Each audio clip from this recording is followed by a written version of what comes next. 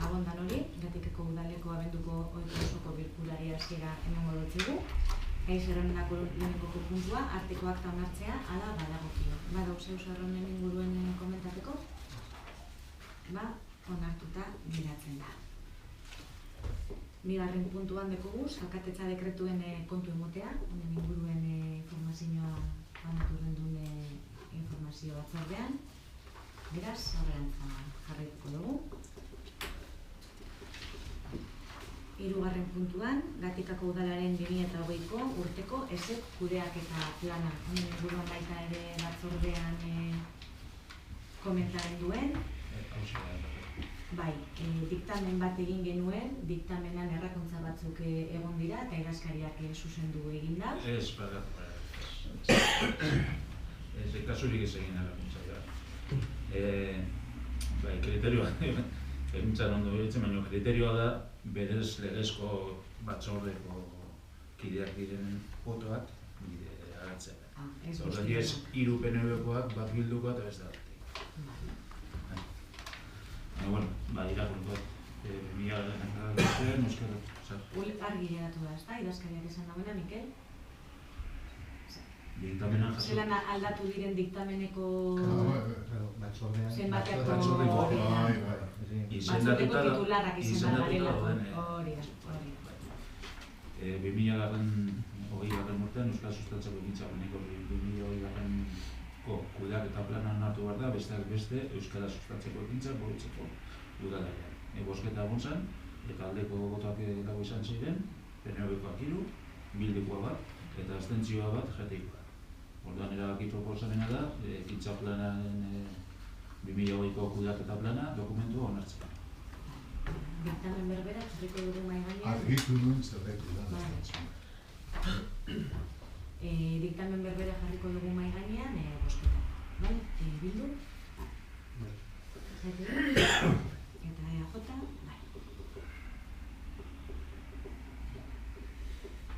GTI, bai ez?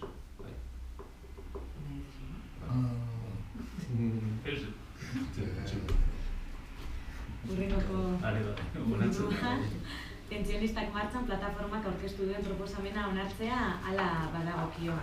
Hemen daukagu dokumentua aurkeztu duen pertsona. Berak irakurri nahi badu aukera eman aldiogu? Ez du hori egiteko eskatu, no? Ez, baina nahi baduzu, zuk irakurri, dokumentua jakiten zauden. Irakurri zu, Bine. Bai. Baina zure dokumentua da, eta irakurri nahi baduzu. Pentsionistak martxan plataformak aurkeztu duen proposamena onartzea hala badagokio. Eta honako dokumentua aurkeztu da.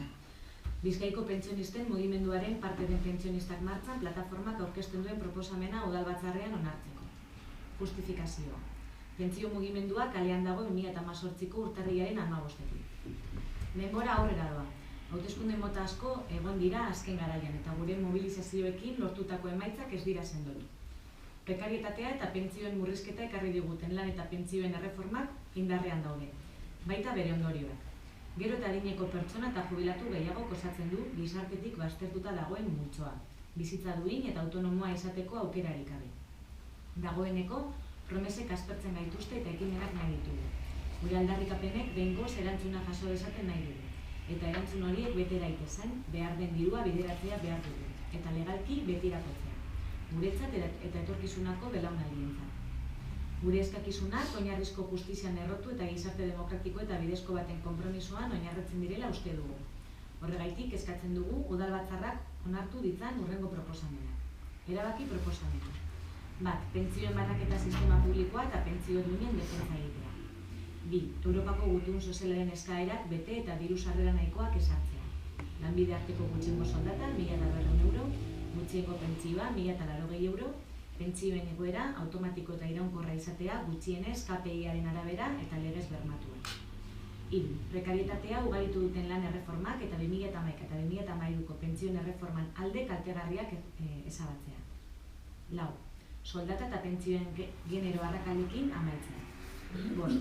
Zigorrik gabeko aurre jubilazioa, 40 urte kotizatuak dituzteneko. 6. Base eta pentsio plangintza pribatuen aldeko onura fiskalik ez. menpekotasun egoeran bizi diren pertsonentzat legez bermatzea zerbitzu soziosanitario eta publikoen bitarteko prestazioak, diru publikoz ordainduak, adineko pertsona eta jubilatuentzako plangintza bereizia egitea, beraien bizitza baldintzak hobetze aldera eta horrekin batera zerbitzu eta prestazio horien inguruan udaletxetik bideratutako informazio eta aholkularitza plangintza antolatzea. Herritarrei dei berezia egitea pentsiodunen mobilizazioetan parte hartzeko eta bereziki azaroan egingo den mobilizazioarekin konpromisoa hartzeko. Isidoro Torre Pascual, pentsionistako martxan, dakitan 2008ko urriaren 28. Hauze da, aurkeztu den testua, batzordean aztertu genuena eta diktamena dago baita ere egun da.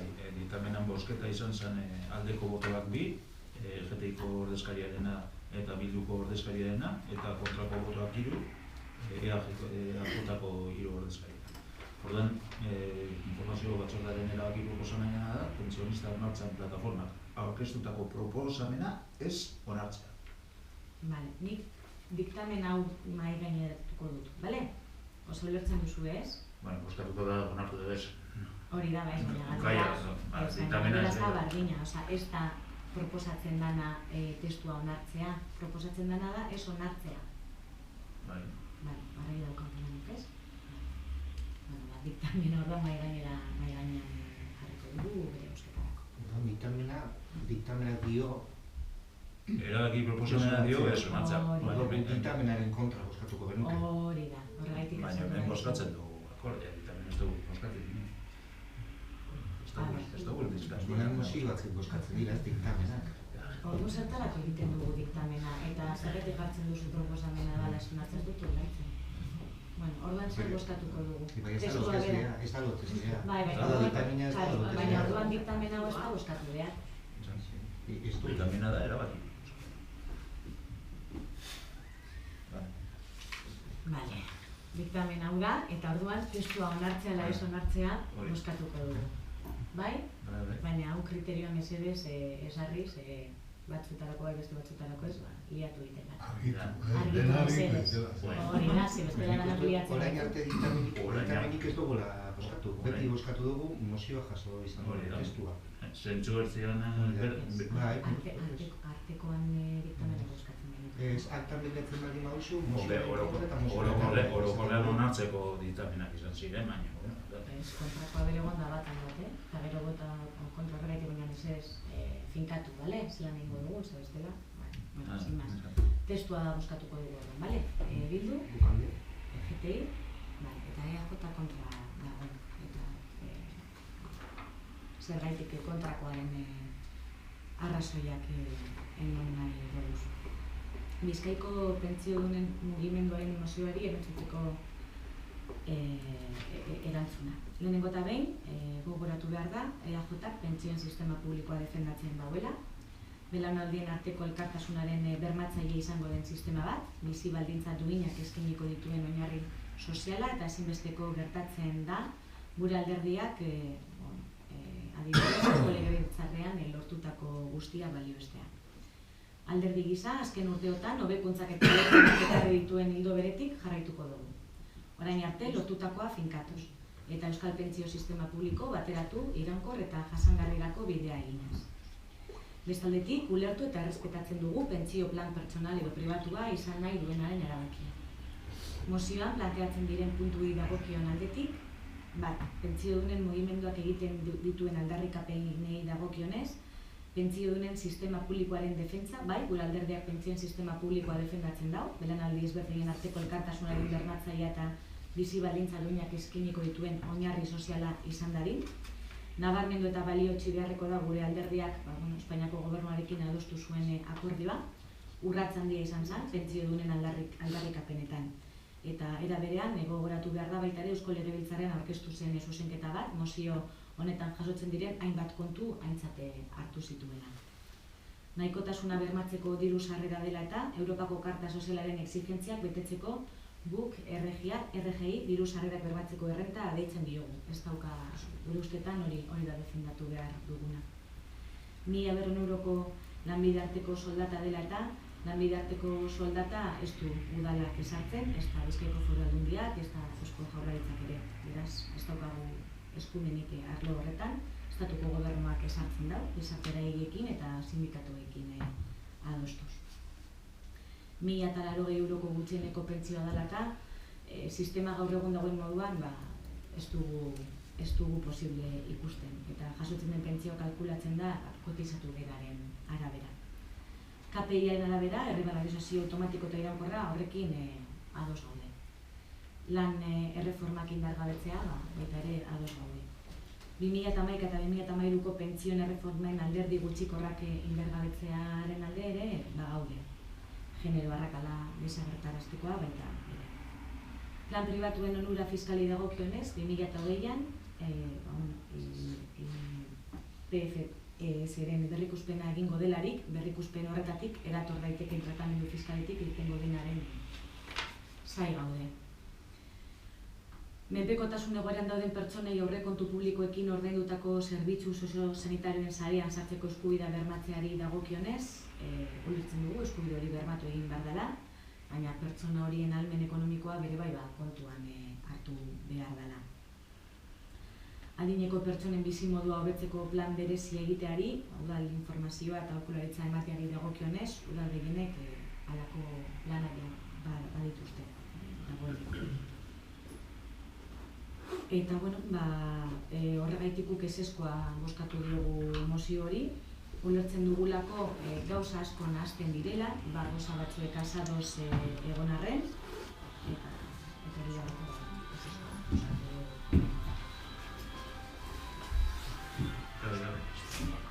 Ez ditu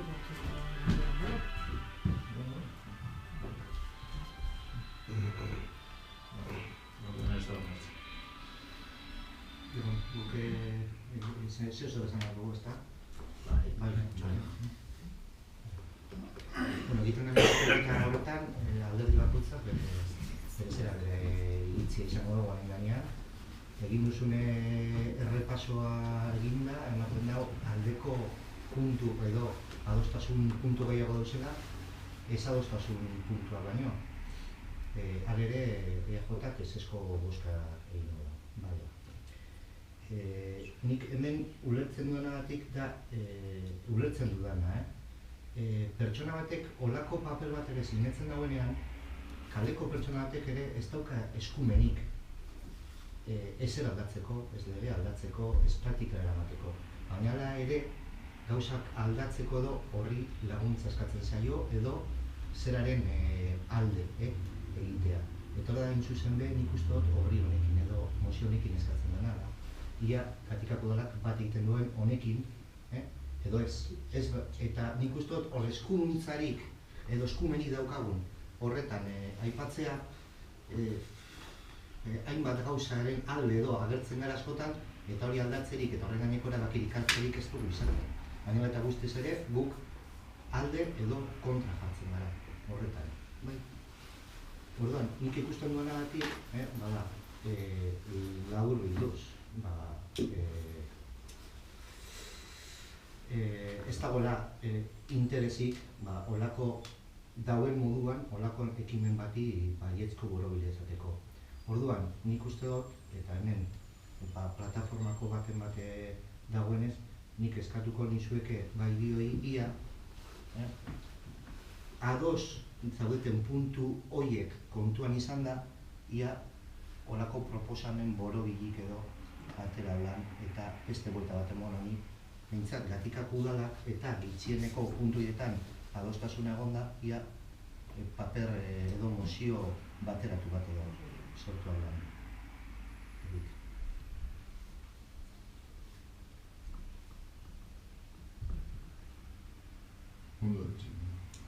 Guk oin ezin duzu hitzik hartu, baina gero galdegarregoetan emongo datzue hitza. Alde gauden puntuetan aho batez zerbait adosteko, ez daukagu inolako problemarik, baina kontra gauden puntuetan ezin dezakegu onartu oinarritik oso kontzeptu aldenduak direlako. Oinarritik, beraz, ezin izan diogu baiezko borobil bat oneri. Esan dugu, zeintzu puntuetan ados gauden, mozio honegaz, beraz, mozio hau aurkeztu duten pertsonek interesa badaukate adierazpen bateratu bat ateratzeko Gatikako udalaren izenean, ez daukagu inolako problemarik, udal talde edo Gatikako eta PNV bezala zuokaz batzartzeko edo zuen proposamena jasotzeko eta eztabaidatzeko eta batera ekartzeko, inoiz ez da horrelako arazorik egon eta beraz badakizuen non gauden. Eta oso gauza interesante bat esan duzu gu eskudunak ez garen gaien inguruan. Debate hori, eztabaida hori zabalik dago udal askotan, adibidez gure eskualdeko pare bat udaletan hartu dute erabakia, adibidez, udal bilkuretan, beraien udaletik haratago doan eskuduntzaren gaien inguruan, adibidez, ez eztabaidatzea edo moziorik ezartzea, askotan beraintzako burua ustea da, baita ere, kontrolatzen dituzten gaien inguruan, informazioa jasotzea, eta erantzun bat prestatzea, eta hori eztabaida hori zabaltzeko ere prest gaude, eta batzordetan tratatzeko, egokia den ala ez, gure eskudunekoak ez direzen gaien inguruan, eztabaidatzea ala ez, mahai honetan, horretarako ere zabaltzeko.